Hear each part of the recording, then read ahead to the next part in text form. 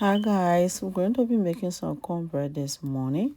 Come with me, let's make this cornbread, okay? So I'm going to be washing that bowl. I already cleaned my bowl. I'm going to be using that Javen cornbread. They usually sell it at Walmart, you can check. And then I'm going to be using two.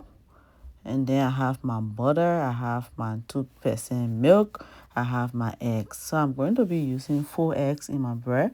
I usually love my bread to be soft, and then I have that butter, so I'm going to be using 1.5 stick of butter, and then I'm going to be adding sugar, so I'm going to be adding a 4 teaspoon of sugar, 4 teaspoon of sugar to that bread. And then I'm going to melt that butter, that 1 stick.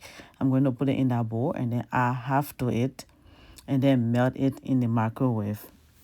Yeah, and then after melting that butter, I'm going to add it to that cornbread, but it's going to be after I already mix the egg and everything. And then I'm going to add my milk now. So I'm going to add like 1.5 cups. So that's 1 cup, and then that's the half right there. Yeah, you're going to add that to your cornbread, and then you're going to mix it up.